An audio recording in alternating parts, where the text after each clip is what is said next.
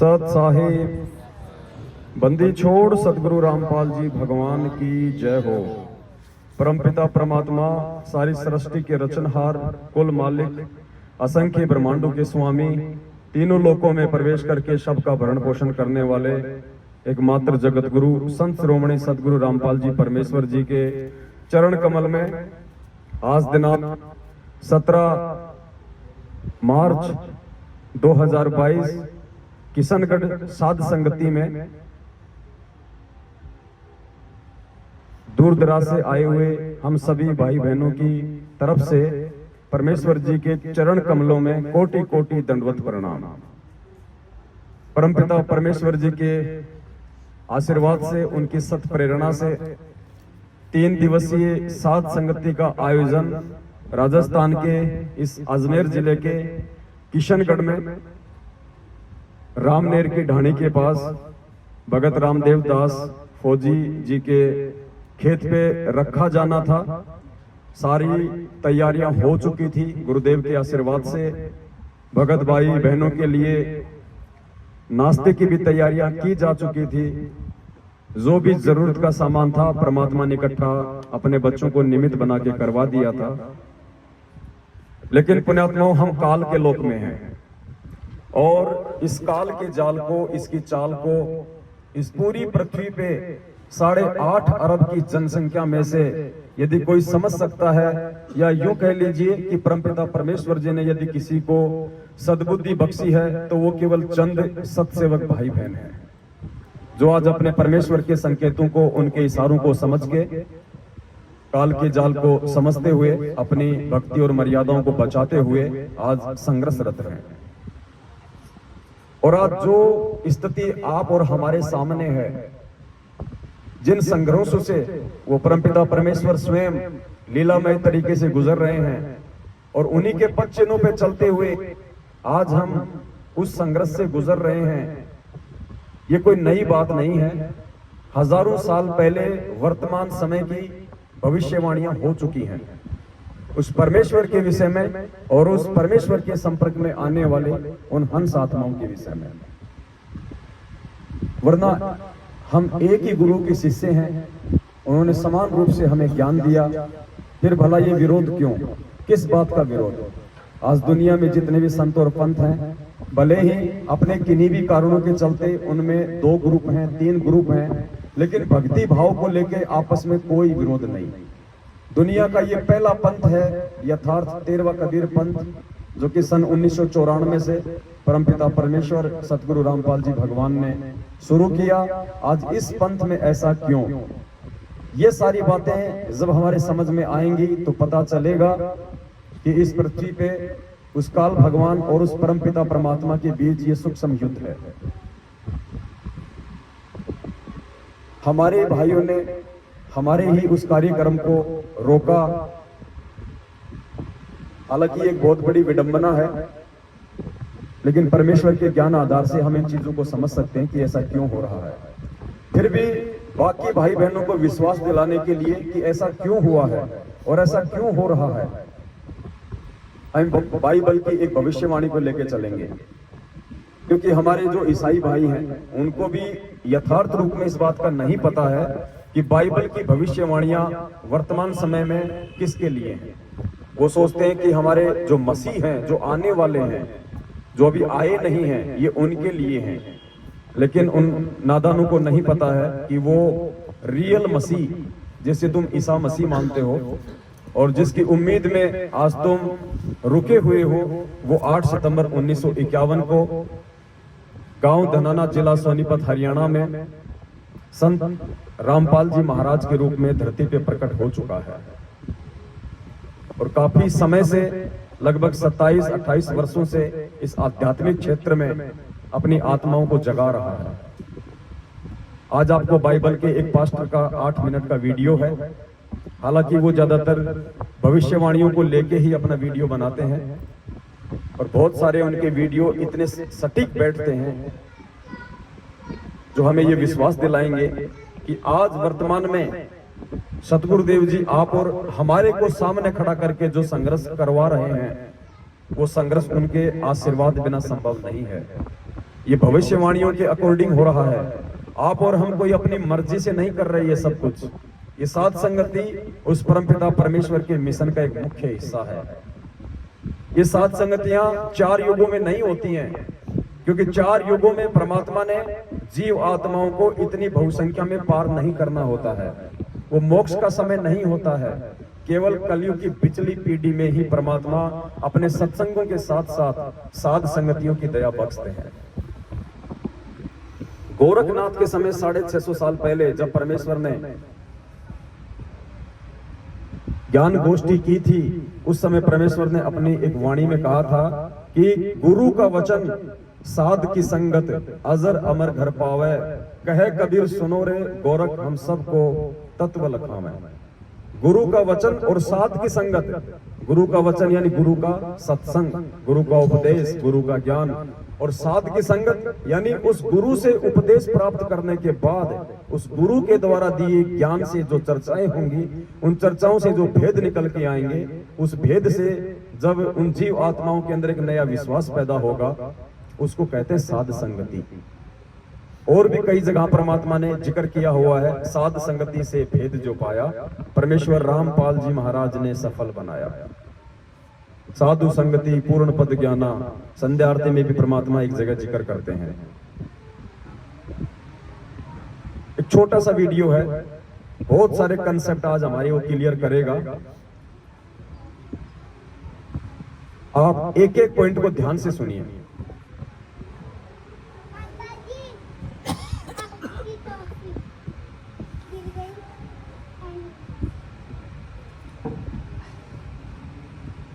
से ऐसा पता चलता है कि यीशु मसीह के आगमन के पहले बात हो रही है इस पास्टर भाई के द्वारा कि ईसा मसीह के आगमन से पहले पुण्यात्माओं यहां जो स्थिति है वो पूज्य गुरुदेव जी के बारे में बताई जा रही है।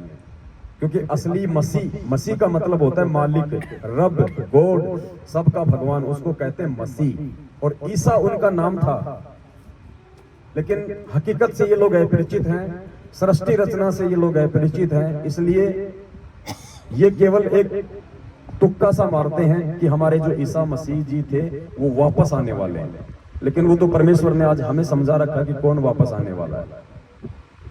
तो इनके एक एक वचन को आप जी ध्यान से सुनिएगा।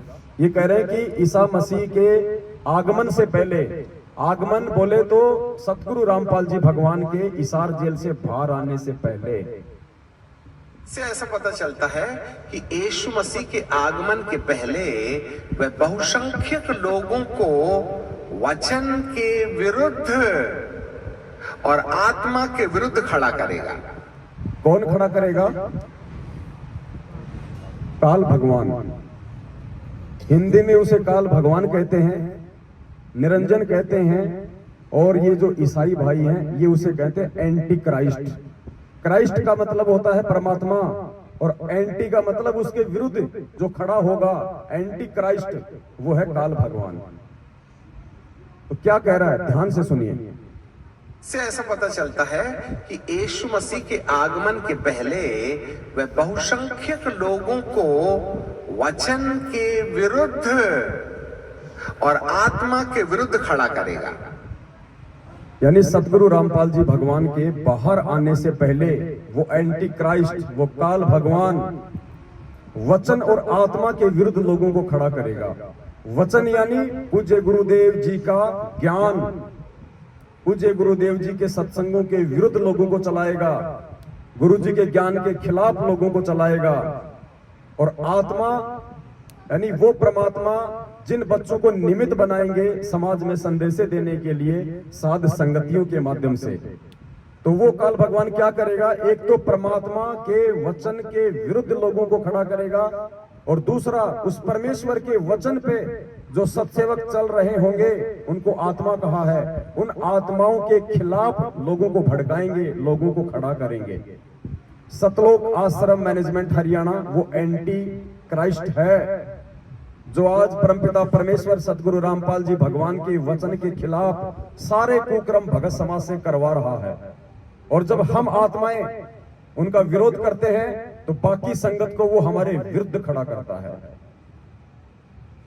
और कोई बड़ी बात नहीं है पुण्यात्माओं, बहुत बड़ी जो घटनाएं हैं वो भी घटित हो सकती हैं आने वाले समय में।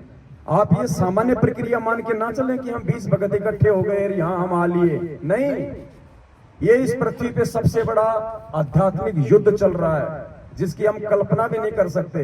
परमात्मा ने हमारी बुद्धि ऑफ कर रखी है, इसलिए हम ज्यादा सीरियस नहीं ले रहे। लेकिन आने वाले समय में जो परमेश्वर की आत्माएं होंगी, आप और हमारे शरीर छोड़ने के बाद, वो आत्मा जब इन घटनाओं पे विचार करेंगी तो उनकी आंखें फटी की फटी रह जाया करेंगी। क्या हम नहीं जानते थे कि हिसार में 25 दिसंबर 2021 को बहन सुलेखा दासी के यहाँ पे जो सात संगति थी, वो हिसार में उन मैनेजमेंट वालों का मुख्य गढ़ था। और उससे पहले उन लोगों के द्वारा हमारे साथ कैसी कैसी घटनाएं घटित हो चुकी थी। वो हमारे खून के प्यासे थे, उसके बावजूद भी परमात्मा ने हमारी बुद्धि को ऑफ किया और जयपुर से तकरीबन हम 15-20 लोगों को हिसार भेज दिया। और परमेश्वर ने बुद्धि को इस कदर ऑफ कर दिया कि हमने शाम को लाइव आना था, हम सुबह 6 बजे ही लाइव आ गए और 12 घंटे पहले ही उनको सूचना दे दी कि हम आ चुके हैं आपके शहर में, जो भी करना है कर लीजिए अपनी कार्रवाई। ये परमेश्वर के द्वारा बुद्धि ऑफ की गई थी। आज मुझे कोई 5 करोड़ रुपया दे और कहे तू एक छोटा सा मैसेज डाल के वापस सुलेखा बहन के घर पे चला जा, मैं बोलूंगा भाई साहब कभी होंगे तो मैं 10 करोड़ तेरे को ही दे दूंगा। तो परमेश्वर ने बुद्धि ऑफ की थी। क्यों? परमात्मा ने हमारे अंदर और एक नया विश्वास जागृत करने के लिए, संगत को और ज्यादा जगाने के लिए। शायद उस घटना के माध्यम से हजारों की संख्या में भाई बहनों की आंखें खुली हैं। और वो भाई बहन जो साथ संगति में आ रहे थे, रास्ते में थे, जब उनको कैंसिलेशन का पता चला और वो वापस गए, उनका विश्वास और ज्यादा इस परमेश्वर के ऊपर दृढ़ हुआ कि वास्तव में ये सतलोक आश्रम मैनेजमेंट हरियाणा काल भगवान का एजेंट है। ये नहीं चाहता कि इस पृथ्वी पे शांति हो जाए, ये नहीं चाहता कि ये भक्त आत्माएं उस परमेश्वर को प्राप्त करने योग्य हो जाए। तो परमेश्वर कुछ घटनाओं को जानबूझकर भी अंजाम देते हैं अपने बच्चों की परीक्षा लेने के लिए और ज्यादा उनके विश्वास को दृढ़ करने के लिए। तो वर्तमान में जो घटनाएं घट रही है सामान्य घटनाएं नहीं है। चाहते तो हम भी एक नामदान केंद्र लेके बैठ जाते, चाहते तो हम भी संगत को इसी प्रकार से ज्योति पाठ और दान के नाम पे लूटकर एक धार्मिक जो धंधा इन लोगों ने बना रखा उसमें इनके सहयोगी हो जाते और अपने कर्म फोड़ते रहते। हम क्यों संघर्ष कर रहे हैं? हम क्यों इनके जैसे नहीं हो सकते?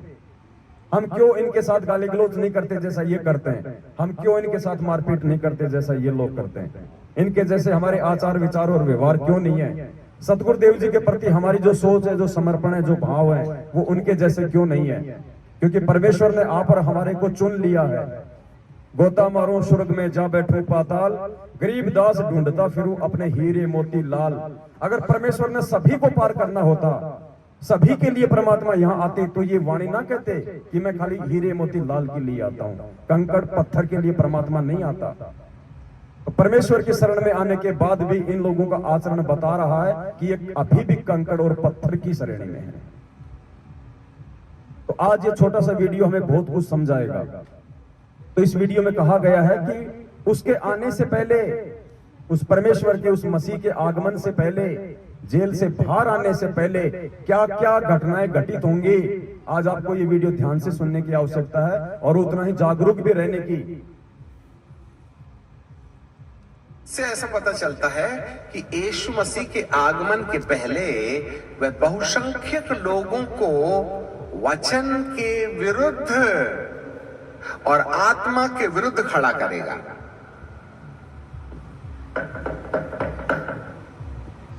वचन के विरुद्ध और आत्मा के विरुद्ध खड़ा करेगा। अब आगे ये बताएगा कि वचन क्या है और आत्मा क्या है। वचन है वो परमात्मा, वचन है उस परमात्मा का सत्संग, वचन है उस परमात्मा की शिक्षा, और आत्मा वो आत्माएं जो आप यहां बैठे हुए हैं, सत्सेवक जिनको परमेश्वर ने निमित्त बना रखा है। उन आत्माओं के खिलाफ और गुरुदेव के ज्ञान के खिलाफ खड़ा करेगा।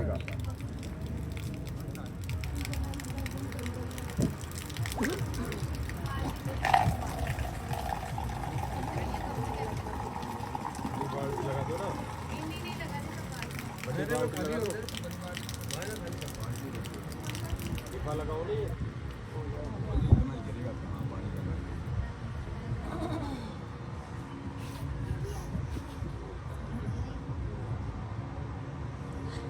अंदर शुरू कर दिया हैं?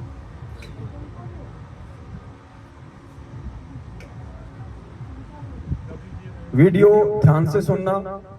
वचन के खिलाफ वो किन लोगों को खड़ा करेगा और आत्मा के खिलाफ वो किन लोगों को खड़ा करेगा। वचन के खिलाफ वो सांसारिक लोगों को खड़ा करेगा, जगत वालों को परमात्मा के खिलाफ खड़ा करेगा और आत्मा के खिलाफ संगत को खड़ा करेगा, अंदर वालों को खड़ा करेगा। और आज यही स्थिति है। आप हरियाणा चले जाइए, आप देश में कहीं भी चला जाइए, किसी भी संत का जिक्र कर दीजिए, कोई दिक्कत नहीं, किसी को कोई परेशानी नहीं। आप इस पूर्ण परमेश्वर का थोड़ा सा नाम ले लीजिए, पता नहीं क्या क्या सुना देंगे। क्योंकि भविष्यवाणी के अकॉर्डिंग उसने सभी के दिलो दिमाग में जिन जिन आत्माओं के ऊपर उसका कंट्रोल है, और 99.9% आत्माओं के ऊपर आज काल का कंट्रोल है, तो उन आत्माओं के अंदर उस वचन के खिलाफ वो खूब प्रेरणा भर देगा। आज इस परमात्मा का नाम किसी को नहीं सुहाता, ये हकीकत है। तो वो जो दुनिया वाले हैं, ज्यादातर संख्या में लोगों को उस वचन के खिलाफ खड़ा कर देगा, संत रूप में आए हुए उस परमात्मा के खिलाफ खड़ा कर देगा, और उस परमेश्वर की संगत को उस आत्मा के खिलाफ खड़ा करेगा, जो आत्मा निमित्त बनके भाई बहनों को जगा रही होंगी। ध्यान से सुनिए। खड़ा करेगा।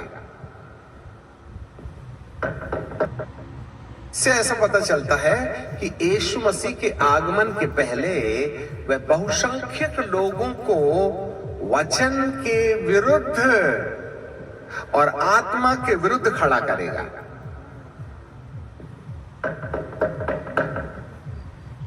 वचन के विरुद्ध और आत्मा के विरुद्ध खड़ा करेगा। वचन के विरुद्ध अन्य जाति लोग खड़े हो जाएंगे और आत्मा के विरुद्ध अंदर के लोग खड़े हो जाएंगे। लिसन मी केयरफुली, क्योंकि बाहर वालों को पवित्र आत्मा के मामले में कोई आइडिया नहीं है।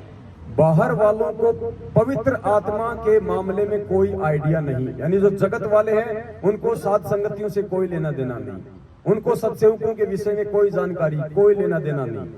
सत्सेवक और सात संगतियों के विषय में यदि किसी को जानकारी है तो संगत को है, तो वो संगत वालों को खड़ा करेगा सात संगतियों के विरुद्ध। जैसे 700 भक्तों को गुमराह करके अजमेर के एसपी को परसों ज्ञापन देने के लिए उसने खड़ा कर दिया, हिसार में खड़ा कर दिया, मध्य प्रदेश में खड़ा कर दिया 500 लोगों को सात संगति रुकवाने के लिए, क्योंकि संगत वालों को जानकारी है कि वो पवित्र आत्माएं कौन हैं, ये सात संगतियां क्या हैं, ये सत्सेवक क्या हैं, जगत वालों को नहीं पता है। इसलिए उस पवित्र आत्मा यानी उन सत्सेवकों के खिलाफ वो अंदर वालों को खड़ा करेगा, संगत वालों को, और परमात्मा के खिलाफ बाहर वालों को। वचन के विरुद्ध अन्य जाति लोग खड़े हो जाएंगे और आत्मा के विरुद्ध अंदर के लोग खड़े हो जाएंगे। लिसन मी केयरफुली, क्योंकि बाहर वालों को पवित्र आत्मा के मामले में कोई आइडिया नहीं है। आइडिया तो हम अंदर वालों को है जो विश्वास करते हैं। इसलिए आत्मा की खिलाफत कलीसिया के अंदर होगी और वचन। कलीसिया मतलब संगत, ईसाई धर्म में संगत को कहते हैं कलीसिया। इसलिए आत्मा की खिलाफत कलीसिया के अंदर होगी और वचन की खिलाफत कलीसिया के बाहर होगी। अच्छे से याद रखना, बाइबल के विद्रोह में अन्य जाति लोग बोलेंगे और पवित्र आत्मा के विरुद्ध में कलीसिया के लोग बोलेंगे। इसीलिए बाइबल कहती है कि अंत के दिनों में उसका प्राणघातक घाव अच्छा हो जाएगा। अंत के दिनों में, अब ये अंत का समय चल रहा है, परमेश्वर के आगमन का समय है, ये अंत का समय है। और इस अंत के समय में उस काल भगवान का प्राण घातक हमला तेज हो जाएगा, विस्फोटक हो जाएगा। वो हर संभव कोशिश करेगा उस परमेश्वर के वचन को तुड़वाने का और आत्माओं को भ्रमित करने का। इसीलिए बाइबल कहती है कि अंत के दिनों में उसका प्राण घातक घाव अच्छा हो जाएगा। इससे ऐसे पता चलता है कि पवित्र आत्मा के द्वारा आने वाले बदलाव के विरुद्ध कलीसियाओं के अंदर में बाइबल ज्ञानी विश्वासी कहीं ना कहीं किसी गैर आत्मा के कब्जे में जाकर पवित्र आत्मा का विद्रोह करने लगेंगे। संगत के अंदर जो भाई बहन होंगे वो किसी गैर आत्मा के कब्जे में जाकर और उस पवित्र आत्माओं का विरोध शुरू कर देंगे। कौन सी पवित्र आत्माएं? जो उस परमेश्वर के वचन आधार से संगत में बदलाव कर रही होंगी। बदलाव क्या हो रहा है? परमेश्वर की आरतियां। परमात्मा ने दया करके हमसे जो यथार्थ विधि से जो आरतियां शुरू करवाई हैं कि हम आज से पहले आरती सुन रहे थे या हम आरतियां कर रहे थे। परमेश्वर को भोग लगाना, गुरुदेव को भगवान बताना, दाढ़ी मूछ वाली फोटो को खाली काल्पनिक बताना, ये बदलाव है कलीसिया के अंदर, संगत के अंदर। तो ये कह रहा है कि संगत के अंदर जो बदलाव उस पवित्र आत्मा के द्वारा, उन सत्सेवकों के द्वारा जो शुरू किए जाएंगे, वो संगत को उनके विरुद्ध खड़ा कर देगा। ध्यान से सुनिए। कलीसियाओं के अंदर के द्वारा कि अंत के दिनों में उसका प्राण घातक घाव अच्छा हो जाएगा। इससे ऐसे पता चलता है कि पवित्र आत्मा के द्वारा आने वाले बदलाव के विरुद्ध कलीसियाओं के अंदर में बाइबल ज्ञानी विश्वासी कहीं ना कहीं किसी गैर आत्मा के कब्जे में जाकर पवित्र आत्मा का विद्रोह करने लगेंगे। ये कोऑर्डिनेटर, ये नामदान संचालक, गुरुदेव का छोटा कलयुगी भाई महेंद्र, गुरुदेव के बेटा बेटी, भाई बंधु, रिश्तेदार, जवाई, ये सब गैर आत्माएं हैं। ये काल के कब्जे में, एंटी क्राइस्ट के कब्जे में, और संगत इनके कंट्रोल में आके उस बदलाव को स्वीकार नहीं करेंगी। और जो बदलाव परमात्मा हमसे करवा रहे हैं इस भक्ति मार्ग में, उनके विरोध में खड़ा हो जाएंगी। कहीं ना कहीं किसी गैर आत्मा के कब्जे में जाकर पवित्र आत्मा का विद्रोह करने लगेंगे, पवित्र आत्मा के फलों का विद्रोह करने लगेंगे, पवित्र आत्मा के कामों को अस्वीकार करने लगेंगे। जो भी बदलाव परमात्मा करवा रहे हैं, अब 7 संगतियों की परमात्मा ने शुरुआत करवाई, तो देखिए सीधे सीधे तौर पे ये लोग भयंकर रूप से हमारे विरोध में आ गए हैं। राजस्थान के डीजी को डायरेक्ट लेटर दिया गया है संगत को गुमराह करके भीड़ दिखा के। राजस्थान के डीजीपी ने अजमेर के एसपी को लेटर भेजा कार्रवाई के लिए। अजमेर के एसपी साहब ने किशनगढ़ के डिप्टी साहब को लेटर भेजा। डिप्टी साहब ने थाने को तलब किया। भगत रामदेव दास जी के पास में फोन आया। हम तीनों भाई डिप्टी ऑफिस गए। कजोड़ जी के पास जयपुर फोन गया। ये सब कुछ इन भविष्यवाणियों के अकॉर्डिंग उस बदलाव को रोकने के लिए, क्योंकि एंटी क्राइस्ट, उस काल भगवान को ये डर है कि कहीं ये आत्मा जाग ना जाए, उस परमेश्वर को पहचान ना लें। इनके अंदर जो प्यार प्रेम एक दूसरे के साथ विनम्र अधीनता के साथ जो मिलने जुलने की प्रक्रिया शुरू हो रही है, ये कहीं फल फूल ना जाए, मेरा साम्राज्य खाली ना हो जाए। इस चिंता में उसने उन पवित्र आत्माओं के खिलाफ अपने दूतों को निमित्त बना के संगत को भड़काना शुरू कर दिया, संगत को खड़ा कर दिया उसके विरोध में। ध्यान से सुनिए वीडियो का एक एक शब्द। मैं बाइबल ज्ञानी विश्वासी कहीं ना कहीं किसी गैर आत्मा के कब्जे में जाकर पवित्र आत्मा का विद्रोह करने लगेंगे, पवित्र आत्मा के फलों का विद्रोह करने लगेंगे, पवित्र आत्मा के कामों को अस्वीकार करने लगेंगे। और जो लोग पवित्र आत्मा के काम को बढ़ावा देते हैं, जो लोग सत्सेवकों के काम को बढ़ावा देते हैं, उनके साथ क्या होगा? आत्मा के कामों को अस्वीकार करने लगेंगे। और जो लोग पवित्र आत्मा के काम को बढ़ावा देते हैं, उनके विरुद्ध खड़े हो जाएंगे। That is the work of the demon, the Antichrist. याद रखिएगा।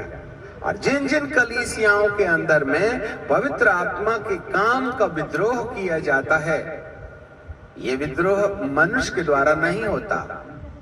ये जो विद्रोह आप और हमारा जो किया जा रहा है संगत में, साथ संगतियों को रुकवाने का, ये कह रहा है कि ये मनुष्य के द्वारा नहीं है। कोई ये ना समझे कि वो कोऑर्डिनेटर अपनी तरफ से कर रहा है, वो नामदान संचालक अपनी तरफ से कर रहा है, गुरुदेव के परिवार वाले अपनी तरफ से ये पीले पर्चे निकाल रहे हैं। नहीं, उस काल के दबाव में, क्योंकि इनकी बुद्धि मर्यादा टूटने के चलते उसके कंट्रोल में है। जैसा वो इनको प्रेरणा करेगा, उस आधार से अब ये सारे उल्टे कुकर्म करेंगे। द एंटीक्राइस्ट, याद रखिएगा।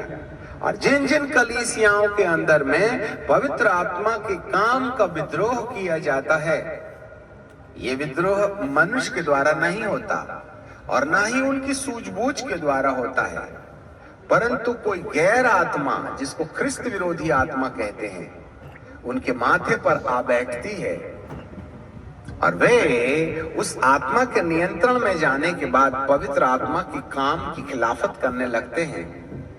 और एक व्यक्ति के अंदर पवित्र आत्मा के काम को जितना ज्यादा बुझाया जा सकता है, अंधकार की सफलता इसी में है। अंधकार की सफलता इसी में है, यानी काल की सफलता इसी में है कि उन पवित्र आत्माओं के खिलाफ जितना हो सके उतना संगत को भड़का दिया जाए। एक भगत को भी यदि साथ संगति से दूर कर दिया जाए तो ये कह रहा है कि उस अंधकार का काम हो जाएगा, शैतान का काम हो जाएगा। क्योंकि परमात्मा ने क्या बताया कि ये एक एक आत्मा के लिए लड़ाई लड़ता है। जब कबीर परमात्मा 650 साल पहले मगर से लीला करके सहशरीर सतलोक जा रहे थे, तो काल ने दुर्गा जी को सामने खड़ा कर दिया और क्या कहा परमात्मा ने कि कीन्या मगर पियाना, सतगुरु कीन्या मगर पियाना। कितना परमेश्वर को तोड़ने का काम किया गया, कैसे कैसे लोग और लालच दिए गए, एक आम व्यक्ति समझ के, एक आम साधक समझ के, यानी एक एक आत्मा के लिए पूरी जोर से ये लड़ाई लड़ता है। उस आत्मा के नियंत्रण में जाने के बाद पवित्र आत्मा के काम की खिलाफत करने लगते हैं। और एक व्यक्ति के अंदर पवित्र आत्मा के काम को जितना ज्यादा बुझाया जा सकता है, अंधकार की सफलता इसी में है। Pin point. इसी के विषय में सावधान रहना है कि कोई तुम्हारे अंदर पवित्र आत्मा के काम को ना मिटकाए, न प्रेम, न आनंद, न मेल, न धीरज, न कृपा, न भलाई, न विश्वास, न नम्रता और न ही संयम। ये सारे के सारे गुण आज आपको सत्सेवकों में देखने को मिल सकते हैं।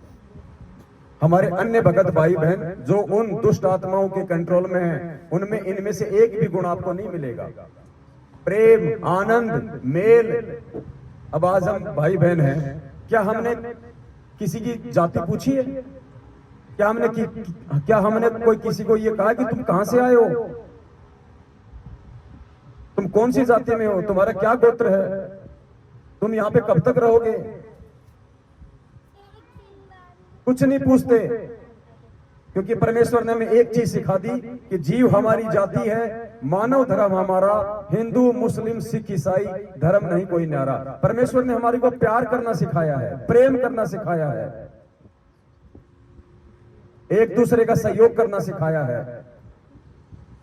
हर संभव कोई भी कोशिश करके इस परमेश्वर के मिशन को आगे बढ़ाया जाए, ये सिखाया है। हमारी तरफ से किसी भी की आत्मा को जरा सी भी ठेस ना लगे, ये परमात्मा ने सिखाया है। तो जो 9 ये गुण हैं, ये केवल आपको सत्सेवकों में देखने को मिलेंगे, साध संगतियों में मिलेंगे। और ये 9 गुण और आत्माओं के अंदर ना प्रवेश हो, इसके लिए वो एंटी क्राइस्ट इस सतलोक आश्रम मैनेजमेंट हरियाणा के माथे पे बैठ के और सारे उल्टे कर्म करवा रहा है, साध संगतियां रुकवा रहा है, ताकि परमेश्वर का मार्ग आगे ना बढ़े। ये आत्मा आपस में मेलजोल के साथ ना रहें, एक दूसरे से ना मिले, इनका प्यार प्रेम आगे ना बढ़े, परमात्मा में इनका विश्वास ना बढ़े।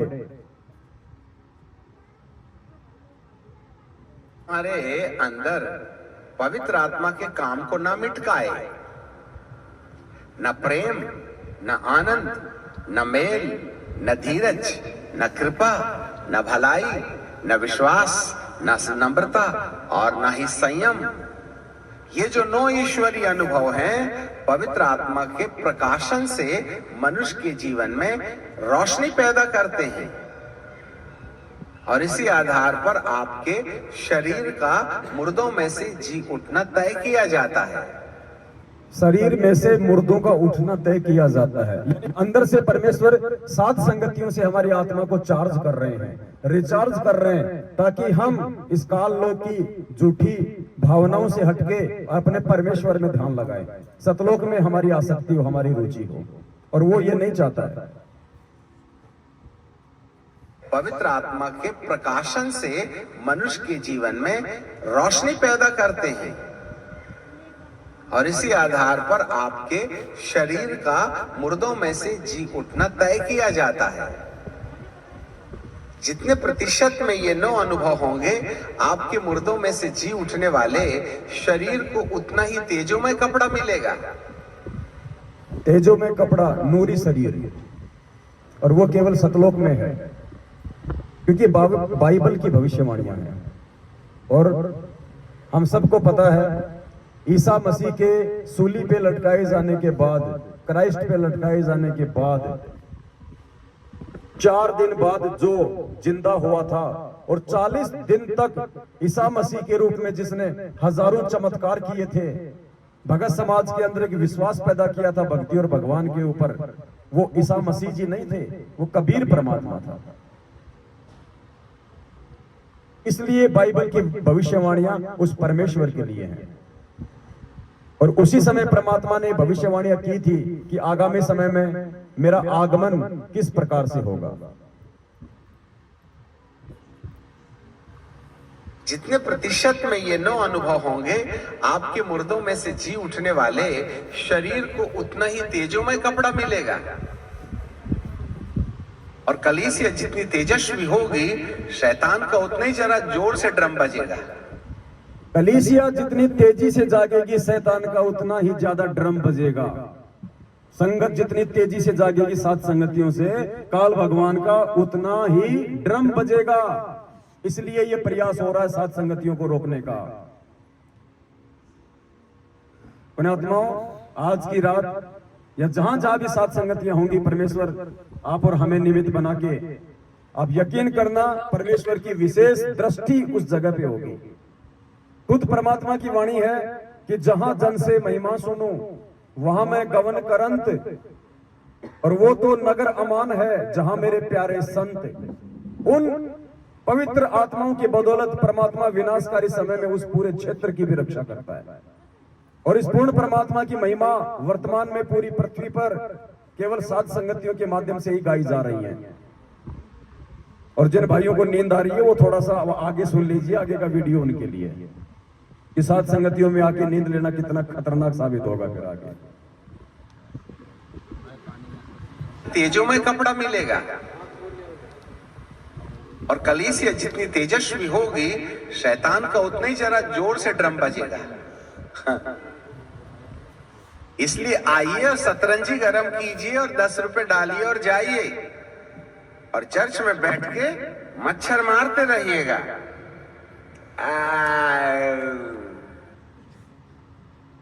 ये भविष्यवाणियां हैं, और भविष्यवाणियां कोड वर्ड में होती हैं। और परमात्मा कहते हैं, कहे कबीर कृपया कर जन पर जो की त्यों समझाई, सब सुमरे अपने अनुमाना तो गति समझना। इसलिए आइए, 10 रुपए डालिए, जो ये भाषा बोल रहा है, ये भाषा कहां बोल रहा है? ये नकली आश्रम जो खोल दिए गए हैं, मुंडका, भिवानी, सिंहपुरा, जहां जहां भी गरीबदास जी के बोध दिवस के नाम पे 3 दिन का पाठ रख दिया, कबीर जी के प्रकट दिवस के नाम पे 3 दिन का पाठ रख दिया, कबीर जी के प्रस्थान दिवस के नाम पे 3 दिन का पाठ रख दिया। आइए 10 रुपए डालिए और बस मजे लीजिए। ध्यान से सुनना इसको, और मच्छर मारते रहिए। शरीर को उतना ही तेजोमय कपड़ा मिलेगा और कलीसिया जितनी तेजस्वी होगी, शैतान का उतना ही जरा जोर से ड्रम बजेगा। इसलिए आइए और सतरंजी गरम कीजिए और 10 रुपए डालिए और जाइए और चर्च में बैठ के मच्छर मारते रहिएगा। चर्च यानी ये आश्रम, उसमें बैठ के मच्छर मारते रहो, कुछ नहीं मिलना जुलना वहां। अमर्यादित लोग बैठे वहां पे, अनाधिकारी लोग बैठे हैं, पाठ के नाम पे ठग रहे हैं। बस तुम उसमें 10 रुपया डालो, यानी 10 रुपया मतलब दान। जरा जोर से ड्रम बजेगा। इसलिए आइए और सतरंजी गरम कीजिए और 10 रुपए डालिए और जाइए और चर्च में बैठ के मच्छर मारते रहिएगा और चले जाइएगा। बहुत से लोगों को चर्च के अंदर आए कि 5-7 मिनट क्या गुजरा, एक गीत के बाद में अच्छी खासी नींद आने लगती है। घर में तो 4 बच्चे हैं, नींद कहां से आएगी? 4 इकट्ठा चिल्लाएंगे तो। यहां तो एक ही बच्चा चिल्लाता है। इसलिए चर्च में नींद आने की सबसे अच्छी सुविधा है। इसलिए सात संगतियों में नींद आती भाई, क्योंकि यहाँ पे परमात्मा की चर्चा है। और नींद उसी आत्मा को आएगी जिसके ऊपर काल का प्रभाव ज्यादा है, विकारों का प्रभाव ज्यादा है। वरना सात संगति में तो नींद उड़ जानी चाहिए। और यहाँ भी अगर किसी को नींद आती है तो सोच लीजिए कितनी कमजोरी में है। हम यहाँ सोने के लिए नहीं आते हैं, सोने के लिए हमारा घर है ना, पूरे महीने सोते हैं। अरे एक रात नहीं जाग सकते हम, 2 रात नहीं जाग सकते, दिन में सो लो। दिन में क्या काम, कौन से गुलगुले उतारते हैं भाई? नहाओ धो खाओ, मालिक को भोग लगाओ और सो। लेकिन नहीं, वो रात को सुलाएगा, क्योंकि चर्चा रात को होगी, दृढ़ता रात को आनी है, विश्वास रात को पैदा होना है। तो 4 बच्चे हैं, क्या गुजरा, एक गीत के बाद में अच्छी खासी नींद आने लगती है। घर में तो 4 बच्चे हैं, नींद कहां से आएगी? 4 इकट्ठा चिल्लाएंगे तो। यहां तो एक ही बच्चा चिल्लाता है। इसलिए चर्च में नींद आने की सबसे अच्छी सुविधा है। सावधान, जो लोग प्रभु के भवन में निंद्रा की दशा में चले जाते हैं, आपको छुटकारे के लिए दुआ करना चाहिए। जो लोग प्रभु के भवन में निंद्रा की स्थिति में चले जाते हैं, जो सात संगतियों में सोते हैं, आलस्य करते हैं, उन आत्माओं को परमात्मा से प्रार्थना करनी चाहिए, दुआ करनी चाहिए परमात्मा से दंडवत करके कि परमेश्वर दास या दासी पे रजा बख्शो मालिक, आपके वचन हमारे को सुनने को मिले।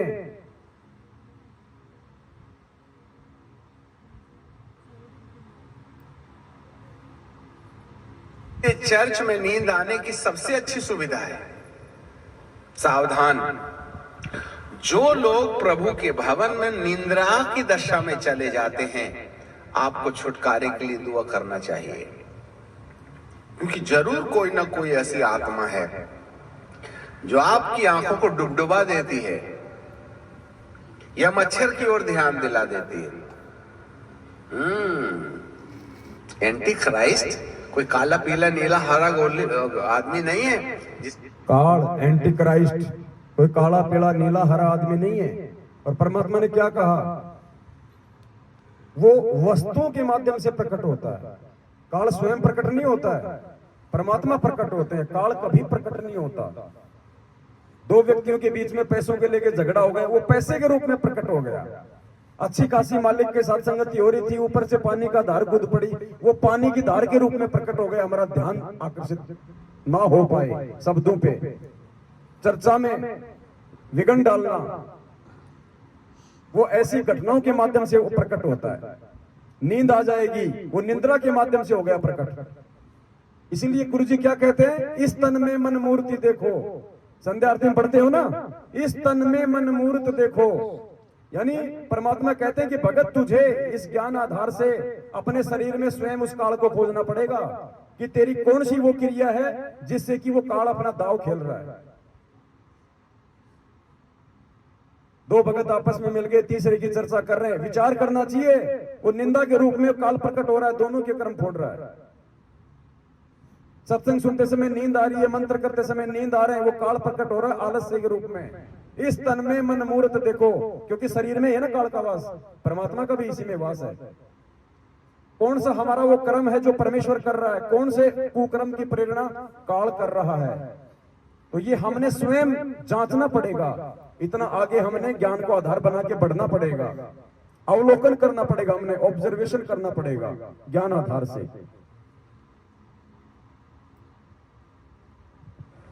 जो आपकी आंखों को डुबडुबा देती है या मच्छर की ओर ध्यान दिला देती है। एंटी क्राइस्ट कोई काला पीला नीला हरा गोल आदमी नहीं है जिसके सींग होंगे, बड़े बड़े दांत होंगे, उल्टे पैर होंगे, गाल में बाल होंगे। वरन व्यक्ति वस्तु स्थिति के अंदर में वह हमें पवित्र आत्मा की प्रति बेपरवाह लापरवाह करके आपके जीवन के अंदर में ईश्वरीय आचरण नहीं आना चाहिए, इस प्रयास में वो लगा रहेगा, जिससे कि तुम्हारा पुनरुत्थान ना होवे, जिससे कि तुम्हारा पुनरुत्थान ना होवे। Hallelujah, praise the Lord. यही है ख्रिस्त विरोधी आत्मा। सावधान रहो, धार्मिकता का त्याग हो जाएगा। अर्थात जब लोग वचन के अनुसार चलने से अपने आप को इनकार कर देंगे, जब लोग वचन के अनुसार चलने से अपने आप को इनकार कर देंगे। आज 90% संगत जो मैनेजमेंट के कब्जे में है, उन्होंने इनकार कर दिया है गुरुजी के ज्ञान आधार से चलने से, गुरुजी के वचन अनुसार चलने से। कब कहा परमात्मा ने दोगली राजनीति करो, कब कहा परमात्मा ने आरक्षण के लिए लोगों की लड़ाई में उनका साथ दो, कब कहा परमात्मा ने गैंगस्टरों की सीबीआई जांच का साथ दो, उनकी रैलियों और धरनों में जाओ, उनको 5-5 लाख रुपए का चंदा दो। कब कहा परमात्मा ने आरक्षण में 16-16 लाख का चंदा दो। कब कहा परमात्मा ने तुम देह दान करो, रक्त दान करो, पिंड प्राण जिन दीने दाना, गरीबदास जाको कुर्बाना। गरीबदास जी कह रहे हैं कि नालायक, तुझे खुद ये पिंड ये प्राण उस परमात्मा ने दान में दिया है, और दान में दी गई वस्तु को दान करने का तेरा कहां अधिकार है? लेकिन वो भटकाएगा, वो भरमाएगा, वो शंका पैदा करेगा, वो तोड़ेगा, उसका यही काम है। सावधान रहो, ये ख्रिस्त विरोधी आत्मा। सावधान रहो, धार्मिकता का त्याग हो जाएगा। अर्थात जब लोग वचन के अनुसार चलने से अपने आप को इनकार कर देंगे, यह वह दबाव होगा जो इस ख्रिस्त विरोधी आत्मा के द्वारा हमारे मन के अंदर डाला जाएगा। इस विषय में सावधान रहना है। जी हाँ, जो उस कृष्ण विरोधी आत्मा के कंट्रोल में हो जाएगा, कह रहा है कि उसमें धार्मिकता का त्याग हो जाएगा। आज हमारे 90% भगत भाई बहनों में धार्मिकता का त्याग होता जा रहा है। ना वो गुरुदेव को भोग लगाते हैं, ना वो धार्मिक भंडारों में सहयोग करते हैं, ना वो अपना 5वां यज्ञ पूरा कर रहे हैं, ऊपर से उल्टे कुकर्म करवा के उनकी मर्यादा तोड़वाई जा चुकी है। तो धार्मिकता को उन आत्माओं के अंदर से काल भगवान के द्वारा धीरे धीरे नष्ट किया जा रहा है, ताकि उनका पुनरुत्थान ना हो जाए। पुनरुत्थान का मतलब, एक बार परमात्मा 650 साल पहले आए थे, हमें मिले थे, हम अपना उत्थान नहीं कर पाए, नहीं करवा पाए। आज हमारे को परमात्मा ने पुनः मौका दिया उत्थान का, पुनरुत्थान का, क्योंकि भविष्यवाणियां तो पिछली पीढ़ी के लिए है ना। तो आज हमारा पुनरुत्थान होना है, और वो नहीं चाहता कि इनका पुनरुत्थान हो, ये आगे बढ़े। जो इस ख्रिस्त विरोधी आत्मा के द्वारा हमारे मन के अंदर डाला जाएगा। इस विषय में सावधान रहना है। जी हाँ, अब आपके पास एक प्रश्न है, हम में से कितने ऐसे हैं वो वचन की आज्ञाओं को ध्यान रखते हैं? नंबर 2, नंबर 1, हम में से ऐसे कितने हैं जो वचन की आज्ञाओं का ध्यान रखते हैं? सिर्फ सत्सेवक हैं, बाकी तो सब गुरु जी का वचन तोड़ के बैठे हैं, कोई ध्यान नहीं रखता ना। पीला पर्चे में आ गया, बीजेपी को तो बीजेपी के पीछे, कांग्रेस को तो कांग्रेस के पीछे। कौन वचन को ध्यान रख रहा आज? सत्सेवक।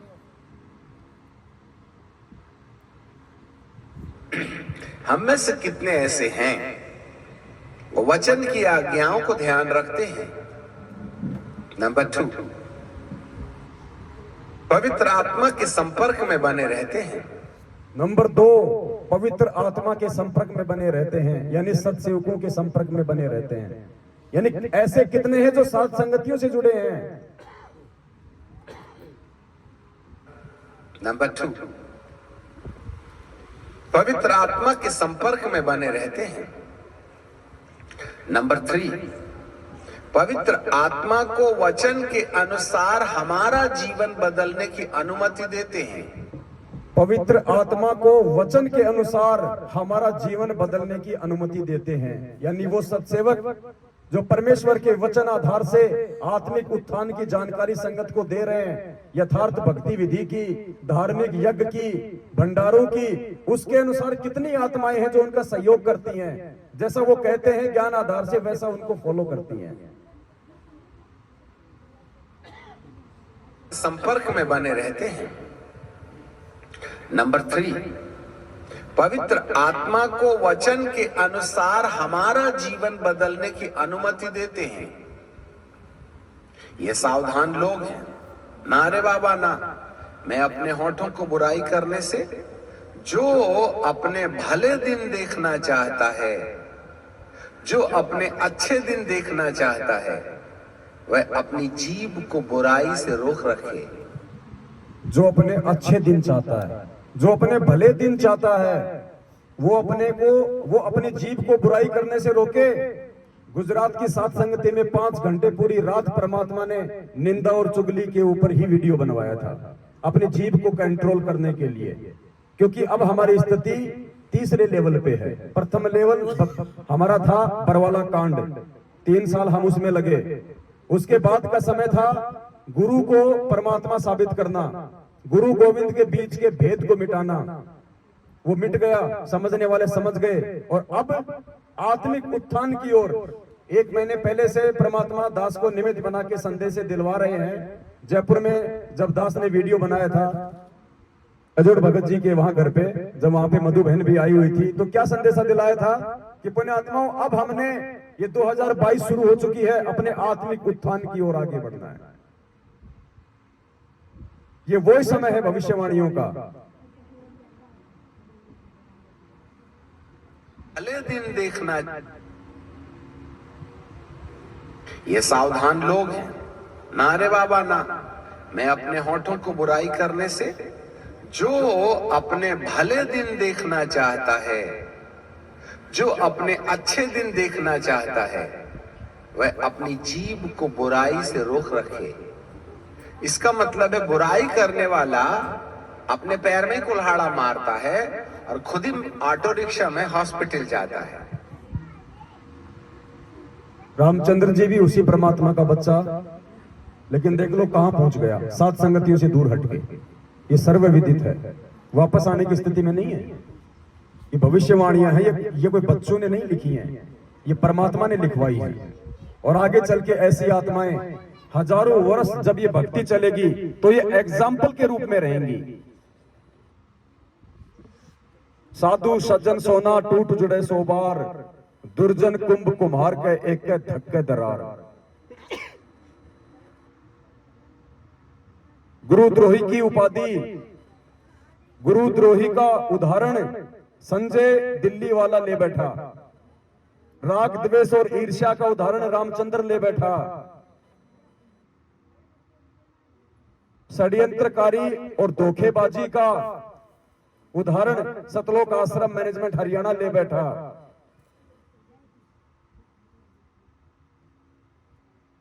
देखना चाहता है, जो अपने अच्छे दिन देखना चाहता है, वह अपनी जीभ को बुराई से रोक रखे। इसका मतलब है बुराई करने वाला अपने पैर में ही कुल्हाड़ा मारता है और खुद ही ऑटो रिक्शा में हॉस्पिटल जाता है। आप खुद ही अपनी टांग काट डालते हैं। बुरा दिन देखना है तो खूब बुराई करो, और भले दिन देखना है तो जीभ को बुराई से रोक रखो। वो क्या करता है, हमारे दिमाग के अंदर में ख्रिस्त विरोधी आत्माएं एक दूसरे की लांछन करने के लिए हमको प्रेरणा देता है। इसकी टीका उसकी बदी, ये लोभ वो लालच, ये झगड़ा वो झांसा, ये बीड़ी वो तमाकू, ये दारू वो झगड़ा। इस प्रकार की टेंडेंसी पैदा करने के पीछे इन तमाम दुरात्माओं का हाथ है। और ये जो दुष्ट आत्माएं हैं, मनुष्य के जीवन के अंदर इस प्रकार का व्यवहार इसलिए उत्पन्न करती हैं कि आपका दूसरे आगमन में पुनरुत्थान रुक जावे। क्यों करते हैं ये लोग ऐसा? क्यों रामचंद्र जी ऐसा कर रहे हैं? क्यों संजय दिल्ली वाला ऐसा कर रहा है? क्यों मैनेजमेंट आज ऐसा कर रहा है? सबसे बड़ा रीजन क्या बताया भविष्यवाणी में? ध्यान से सुनना ये शब्द को। मनुष्य के जीवन के अंदर इस प्रकार का व्यवहार इसलिए उत्पन्न करती हैं कि आपका दूसरे आगमन में पुनरुत्थान रुक जावे। आपका दूसरे आगमन में भी पुनरुत्थान रुक जाए। पहला आगमन परमात्मा का 650 साल पहले, दूसरा आगमन आज। पहले हम उत्थान नहीं कर पाए, आज मौका है पुनरुत्थान का। वो कह रहा है कि उस परमेश्वर का दूसरा जो आगमन है पिछली पीढ़ी में, संत रामपाल जी भगवान के रूप में, उस समय भी तुम्हारी आत्मा का उत्थान रुक जाए। इसके लिए आत्मा को तोड़ने के इतने ये प्रयास हो रहे हैं। और ये जो दुष्ट आत्माएं हैं, मनुष्य के जीवन के अंदर इस प्रकार का व्यवहार इसलिए उत्पन्न करती हैं कि आपका दूसरे आगमन में पुनरुत्थान रुक जावे, जिससे कि आप ऊपर जाने के बजाय इसके साथ नीचे जाने के लिए तैयार हो जाए। अच्छे से याद रखिएगा, ये पाप का पुरुष हमारे तुम्हारे जैसा काला कपड़ा पहन के और ऐसा पूरा पल्लू ढांक लेगा, ऐसा वाला नहीं है। आप और हमारी तरह ये मनुष्य रूप में नहीं है, ये घटनाओं के रूप में है, ये प्रेरणाओं के रूप में है। परमात्मा ने इसीलिए कहा कि इस तन में मन मूर्ति देखो। तुम्हें खुद ही पहचान करनी पड़ेगी कि मन क्या है और निज मन क्या है, मेरा एजेंट कौन है और काल का एजेंट शरीर में कौन है। इसीलिए परमेश्वर ने सबसे पहले 27 साल से हमें ज्ञान दिया, क्योंकि बिना ज्ञान के चाहे हम कितनी भक्ति कर लें, कितने मंत्र जाप कर लें, हमारा उत्थान नहीं होना। तो एक छोटा सा वीडियो था जिसके माध्यम से परमात्मा ने दास को प्रेरणा की और वर्तमान वस्तु स्थिति को लेकर भविष्यवाणियों के आधार से आप जीव तक संदेशा पहुंचाना जरूरी था। आज दास केवल यहीं तक ही निमित्त रहेगा और बाकी भाई बहन जो आए हुए हैं दूर दराज से, और उनसे भी दास निवेदन करेगा कि आप देखो, हम सब परमात्मा के बच्चे हैं, समान रूप से परमात्मा ने सबको ज्ञान दिया है। ठीक है, कुछ पिछले संस्कारों की वजह से किन्हीं आत्माओं को परमात्मा उनकी बुद्धि का थोड़ा सा वॉल्यूम खोल देता है, कोई बड़ी बात नहीं है, लेकिन ज्ञान परमात्मा ने सबको समान रूप से दिया है।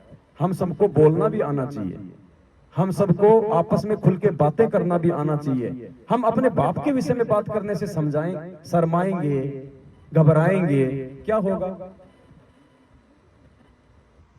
निंदा चुगली हमने किसी की करनी नहीं, ना हम किसी की करते, परमात्मा की महिमा गाते हैं। परमेश्वर के ज्ञान आधार से सत्संगों को सामने रख के अपने आत्मिक उत्थान की ओर आगे बढ़ते हैं। हम कैसे एक नेक भगत बने, हम कैसे एक नेक इंसान बने, हमारे अंदर जो गुण उत्पन्न परमात्मा करना चाहता है वो कैसे उत्पन्न हो, एक दूसरे से हम यही तो सीखने आते हैं यहाँ पे। अब देखो, यहाँ कोई किसी का झगड़ा नहीं, कोई राग द्वेष नहीं, कोई किसी की निंदा चुगली नहीं, तीसरे की यहाँ कोई बात नहीं करता। प्रेम से भंडारा करते हैं, भगवान को भोग लगाते हैं, आपस में मिलकर भगवान की चर्चा करते हैं, प्यार प्रेम से अपने अपने घर पे चले जाएंगे। कितने प्यार से भाई ने आपके लिए 2-2 हलवाई बुला कर बूंदिया उतारे थे, इतने खुश हो रहे थे उस दिन। और क्या कहा इन्होंने कि अगर उस भगवान का भगत प्रसन्न हो गया तो समझ लेना भगवान प्रसन्न हो गया। और जब कैंसिल हुआ, रात को भगत जी रोए वहां पे, आत्मा दुखाई है। ये इनके नीचे गिरने के कर्म हैं। और इसी प्रकार से परमात्मा हमें ऊपर उठाएंगे धर्म की बेल के सहारे। संगत में जो चर्चाएं हो रही हैं ये कोई आम बात नहीं है। दास को तो पहले से इन सब बातों का मालूम है, लेकिन परमात्मा किन्हीं भाइयों को निमित्त बना के फिर उस बात को भी सामने लेके आ जाते हैं। आने वाले समय में हमारे को इस कदर सावधान रहना है। सबसे पहले तो आपने किन्हीं एक या दो व्यक्तियों को देख के नहीं चलना भक्ति मार्ग में। अगर परमात्मा किसी को निमित्त बना रहे हैं आप जियों को समझाने के लिए, क्योंकि सबको समझ नहीं होती है, परमात्मा किसी न किसी को खड़ा करते ही करते हैं, तो खड़ा करने वाले से हमारे को विरोध नहीं करना चाहिए। जितना उसके पास माल मटेरियल हमारे हित का है वो ले लेना चाहिए। हम अपने बच्चे को स्कूल भेजते हैं, वो टीचर घर जाके अपनी पत्नी को पीटता है, शराब पीता है, मांस खाता, हमने कभी ध्यान दिया इस बात पे? वो हमारे बच्चों को सही पढ़ा रहा है, बस बात खत्म। लेकिन यहां हम क्या करते हैं, एक दूसरे की बुराई खोजने का ज्यादा प्रयास करते हैं। हमारे जीवन में कोई बदलाव हो, ऐसी उसके पास क्या चीज है उसकी तरफ ध्यान भी नहीं जाता। तो आपने सिवाय अपने परमात्मा के और परमात्मा के ज्ञान के और अपनी भक्ति के चौथे पे डिपेंड नहीं रहना। जब तक हम कुछ एक सत्सेवक भाई बहन आपकी सेवा में हैं तब तक हैं। जिस दिन हमारा काम पूरा हो जाएगा परमात्मा हमें नीचे बैठा देगा, हमारी सेवा समाप्त। हमेशा थोड़े ना आपको एक दूसरे की पूंछ पकड़ के परमात्मा चलवाएगा। अरे गाड़ी बंद हो गई और बैटरी भी लग रही है, सारे काम है और उसको धक्के की जरूरत है, तो उसको एक बार धक्का मरवाया जाता है फिर स्टार्ट हो जाती है। उसके बाद थोड़ा ना उसके धक्का ही मारते रहना है। तो परमात्मा ने कुछ सत्सेवकों को, कुछ पवित्र आत्माओं को निमित्त बना के आपको धक्का सा मरवाया है, जो खड़े हुए थे एक जगह पे। लेकिन अब जब गाड़ी स्टार्ट हो गई अब खुद चलना है भाई आगे। तो आने वाले समय में काल भगवान का जो दबाव बढ़ेगा, क्योंकि उसको पता है कि बड़ी तेजी से आत्माएं मेरे काल से निकल रही हैं। ये क्यों प्रयास किया जा रहा है? गुरुजी के नाम का लेटर निकलवा के राजस्थान के डीजीपी साहब को दिया जा रहा है, 7 संगतियां रुकवाई जा रही हैं। हम किसकी जेब काट रहे हैं भाई? अखबारों में हमारे खिलाफ ठग हैं, चोर हैं, संगत को लूट रहे हैं, जगत वालों से पैसे इकट्ठे कर रहे हैं। सबूत कुछ भी नहीं है, फिर भी मीडिया झूठा लिख रहा है। प्रशासन हमारी अनुमति को रोक देता है ऐसे झूठे लोगों के इशारों पे, क्योंकि ये काल का लोक है, वो सब काल के अंडर में है। उनका आपस में कोई टकराव नहीं, कोई विरोध नहीं। हमारे अच्छे कामों को रोकने में सब एक हो जाएंगे। तो आने वाले समय में पुण्यात्माओं, हो सकता है हमारी सेवा ज्यादा समय की ना हो, इसलिए अब आपको अपने स्तर पे इस आध्यात्मिकता में ऊपर उठना है। और जो प्लानिंग जो हो सकती है काल भगवान की, खैर वैसे तो मालिक साथ में है, लेकिन फिर भी परमात्मा पता नहीं किस किस प्रकार से सबकी परीक्षा लेगा। जो प्लानिंग की जा रही है वर्तमान में सतलोक आश्रम मैनेजमेंट हरियाणा द्वारा काल प्रेरित होके, वो यहां तक की प्लानिंग है कि पवन का मर्डर हो जाए और वो मर्डर का मुकदमा संत रामपाल जी महाराज पे लग जाए। आप लोगों को पहले दास आगाह कर रहा है।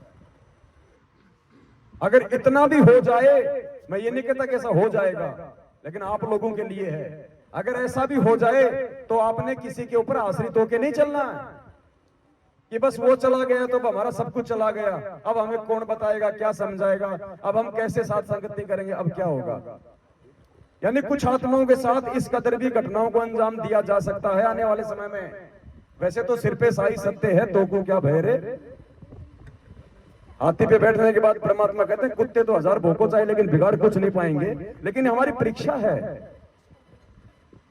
कि वो समय नहीं है कि परमात्मा लेके हाथी 2-4 भक्तों को बैठा के अब वो बरवाड़ा में चक्कर काटेंगे कि लो साहब वो परीक्षा हो रही है। नहीं, देश काल और परिस्थिति के अनुसार होती है। हर आत्मा के परमात्मा भिन्न भिन्न तरीके से लेगा परीक्षा। साथ संगति रुकी, कुछ लोग तो ट्रेन से वापस गए, कुछ लोगों ने टिकट कैंसिल करवाई। उनके मन में क्या भाव उत्पन्न होते हैं वो उनकी परीक्षा है।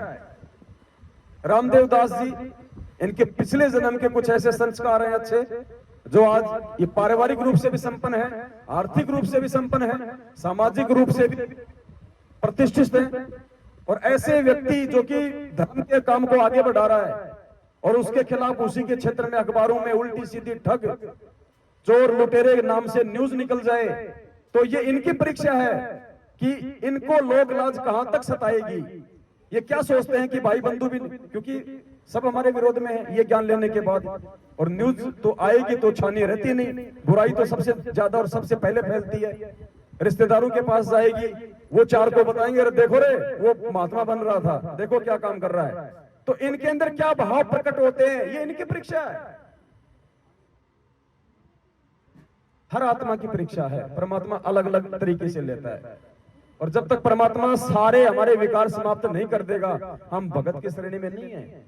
इसलिए मालिक कहते हैं, लोक लाज मर्याद जगत की तृण जो तोड़ बगावे, जब कोई राम भगत गति पावे। तो ये इनकी लोक लाज की परीक्षा ले रहा है परमात्मा। वो परीक्षा ले ली, साथ में भगत की सेवा लगा दी। अब बताओ कहां रुक गई साथ संगति।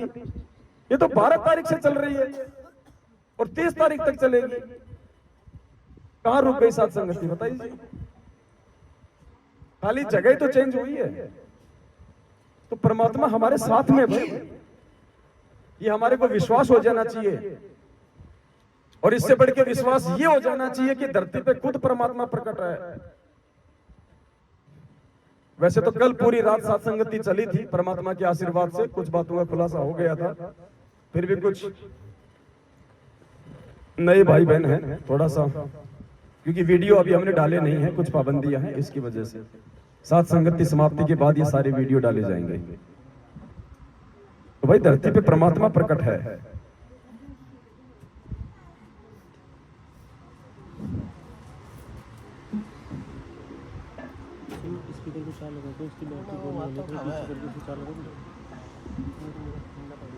महीने भर पहले परमात्मा ने एक महाखुलासा करवाया था धरती पे परमात्मा के प्रकट होने को लेके। एक जो शब्द था कि भाई अर्धरात्रि बीत गई, सौपन में दिखे घनश्याम, इंद्र दमन एक मंदिर बनवा दे, जगन्नाथ हो जिसका नाम। फिर आगे इसमें छुआछात को लेके परमात्मा ने किया, और फिर क्या कहा, इतनी जल्दी सच साहेब आ रही है ना अभी, तो इसको लगा। तो उस शब्द के माध्यम से परमात्मा ने यह साबित करवाया था कि धरती पे आज वही कब्र परमात्मा संत रामपाल जी भगवान के रूप में प्रकट है।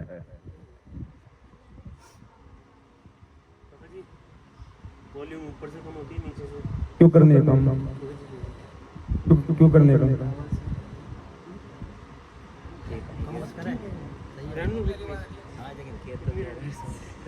ये तो 2 घंटे से कितनी तो है।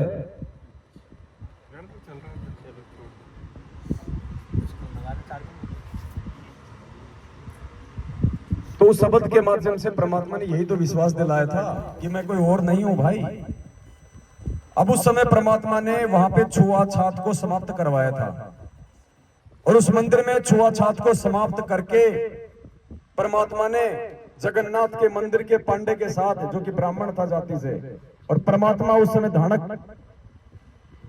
कुल में आए हुए थे, उस पांडे के साथ परमात्मा ने 650 साल पहले एक ही थाली में भोजन किया था और छुआछात को तोड़ा था। आज भी जगन्नाथ के मंदिर में छुआछात नहीं है परमेश्वर के आशीर्वाद से।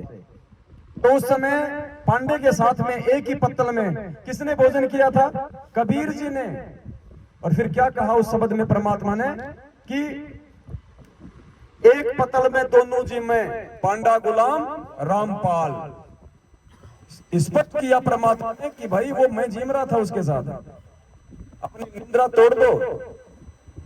गांव धनाना, जिला सोनीपत, हरियाणा का किसान का बेटा मत समझो। लीला तो पता नहीं परमात्मा की क्या क्या करते हैं, और आज से पहले कैसी कैसी लीलाएं की है परमात्मा ने।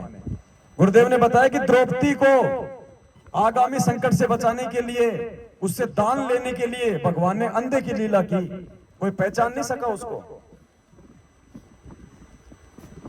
तो ऐसा ही एक महाप्रमाण आज एक शब्द के माध्यम से आपके सामने रखा जाएगा, क्योंकि परमेश्वर के हर शब्द के अंत में एक महाखुलासा होता है, एक गहरा संकेत छुपा होता है। तो ये शब्द है परमात्मा का, साहेब कबीर आजा आत्मा तोहे पुकारती, तेरे हाथ में चाबी ओ सतगुरु सतलोक दवार की। इसके लास्ट की ये चौपाई है, ध्यान से सुनना इसको।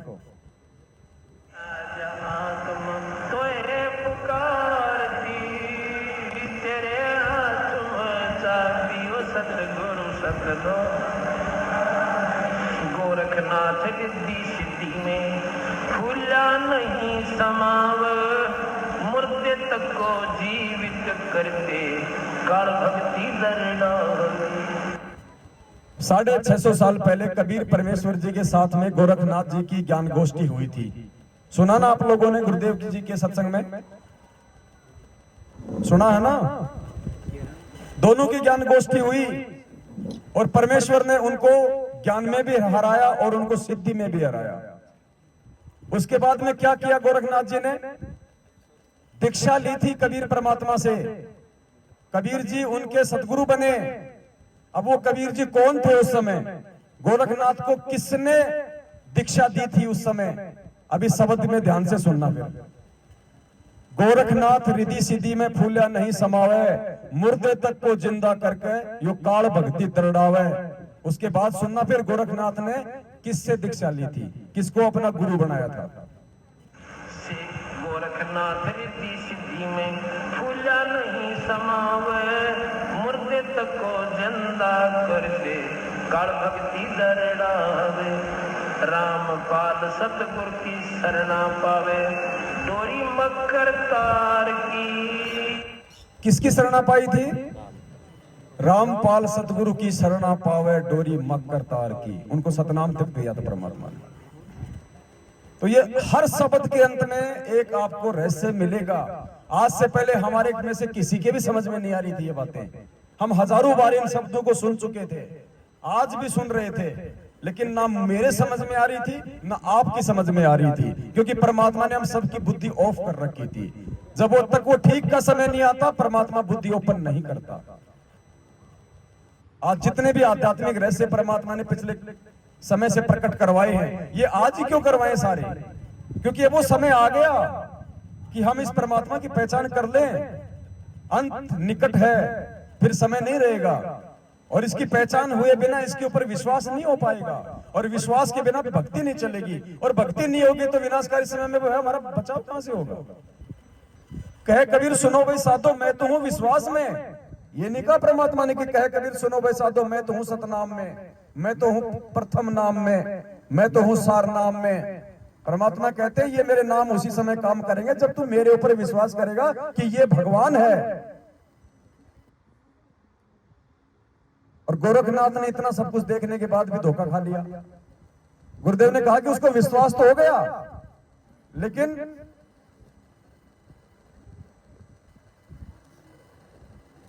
और फिर वो धोखा खा गया।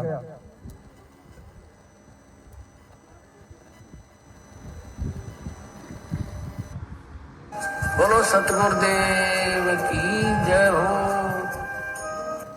और गरीबदास जी महाराज कहते हैं चारों युग के योग को भाई खाए जा रहा था काल, और सतगुरु नाम सुनाइया जब टूटा जंजाल। कबीर साहब ने नाम दिया जब उसका झंझट मिटा गोरखनाथ जी का, कि गोरखनाथ जी चारों युग में योगी रहे आप। अब कुछ दिनों के बाद जब ये समाप्त हो जाएगी आपकी सिद्धि, आप दोबारा इस जन्म मरण के चक्कर में आओगे। अब भी गोरखनाथ जी की जो करनी कर रखी है उसके मन में विश्वास इतना जरूर होगा कि सत नाम सत रास्ता कबीर साहब का है, लेकिन पूर्ण विश्वास नहीं हो पाया। इसकी वजह से उसको एक गेड़ा फेर देगा कबीर साहब। कहते हैं गोरखनाथ जी जब सतयुग शुरू होगा उसमें 1 लाख वर्ष तक दिल्ली का राज करेंगे और ब्रह्मचारी रहेंगे। 1 लाख अपने आत्मा विचार करने की बात है। गोरखनाथ जी भी हमारे ही गुरु भाई थे, हमारा ही गुरु भाई था गोरखनाथ। और आज परमात्मा ने हमारे को मौका दे दिया आत्म कल्याण के लिए। गोरखनाथ को नहीं मिला मौका। जब सतयुग आएगा इस कलयुग के बाद 1 लाख साल दिल्ली का राज करेगा, और फिर क्या होगा? परमात्मा ने सारा विधान बता दिया। राज करेगा 1,00,000 साल, तो मालिक कहते हैं तपेश्वरी सो राजेश्वरी और राजेश्वरी सो नरकेश्वरी। तो ये आज मौका है यहां से निकलने का, छूटने का, ये नहीं मिलेगा मौका बाद में। और काल भी उतना ही जबरदस्त प्रयास करेगा इस मार्ग को भ्रष्ट करने का, खंडित करने का, लेकिन उसके ऊपर उसका भी बाप बैठा हुआ है जिसका पंजा आप और हम सबके ऊपर है निरंतर। इसलिए घबराने की जरूरत नहीं है। गुरुदेव ने एक सत्संग में कहा कि परिस्थिति ऐसी पैदा करेगा काल कि बस सर्वनाश होने वाला है, लेकिन परमात्मा ने कहा कि तुम विश्वास रखना उस समय, फिर देखना।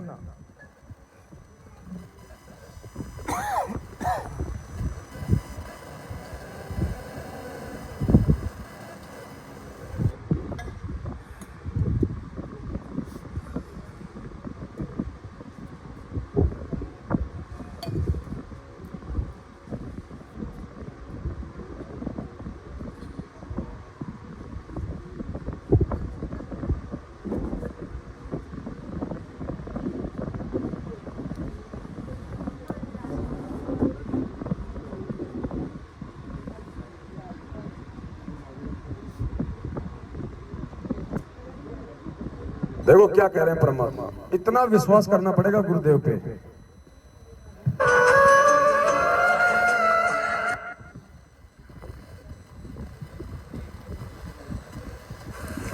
अपना तो हमारा इतना दिल कमजोर हो चुका है कि हम वहां तक बुद्धि उठती नहीं ना, दिल डटता कि हम भगवान को इतना विश्वास कर सके।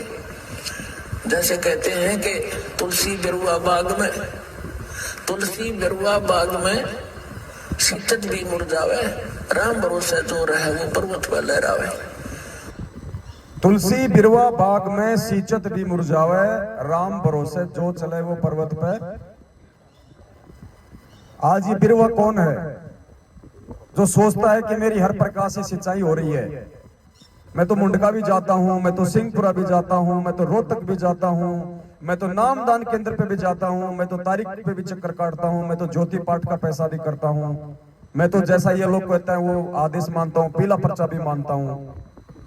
कबीर बिरवा बाग में सींचत भी मुरझावे, उसके बाद भी वो 90% बिरवे मुरझा रहे हैं, अकाल मृत्यु हो रही है उनकी, सर्वनाश हो रहा है उनके साथ में, घर घर में झगड़ा उनके, परमात्मा से दूर होते जा रहे हैं। तो कहते कबीर बिरवा बाग में सींचत भी मुरझावे और राम भरोसे जो चले वो पर्वत पे। आप और हम हैं जो अपने सदगुरु के भरोसे चल रहे हैं, राम के भरोसे चल रहे हैं। हम ना तो नामदान केंद्र पे जाते, ना हम फर्जी आश्रमों में जाते, ना हम किसी को ज्योति पाठ और दान का पैसा देते, ना हम किसी के पीले पर्चे मानते, और फिर भी परमात्मा दिन दोगुनी रात चौगुनी हमारे को आध्यात्मिक और सांसारिक बरकत दे रहा है। क्यों? क्योंकि हम राम भरोसे हैं।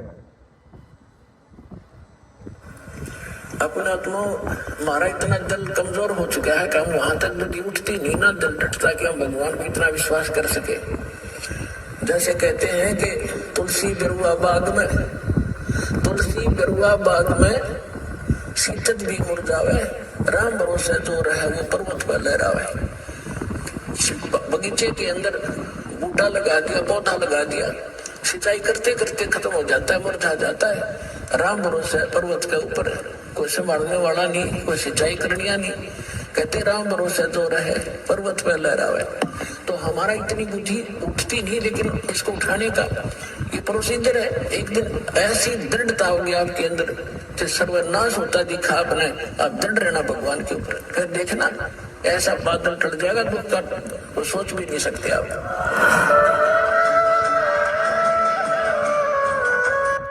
तो बात यहाँ पे आती है दृढ़ता की, और ये दृढ़ता बिना विश्वास के नहीं आ सकती, और ये विश्वास बिना सतगुरुदेव जी के सत्संगों के नहीं आ सकती, और बिना साध संगति के ये सत्संग समझ में नहीं आ सकते। ये परमेश्वर का ज्ञान गीता जी से भी ज्यादा कोडवर्ड में है। अगर इतना आसान होता तो गरीबदास जी का ग्रंथ यही था, 3 साल से हर कोई उसको खोल के बैठ जाता। किसी ने एक वाणी का शरणार्थ भी ढंग से नहीं किया आज तक। तो भाई ये परमात्मा है जो आप और हमें मिला हुआ है।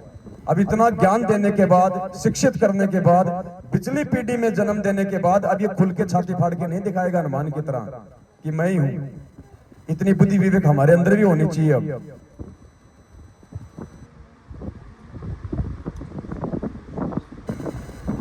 तो आज ज्यादा नहीं हो पाएगा, कल पूरी रात थे, फिर दिन में भी नहीं सोए, आज गला भी बैठ रहा था। तो एक शब्द तो परमात्मा का फिर से गा लेते हैं और उसके बाद फिर आप भाई बहन।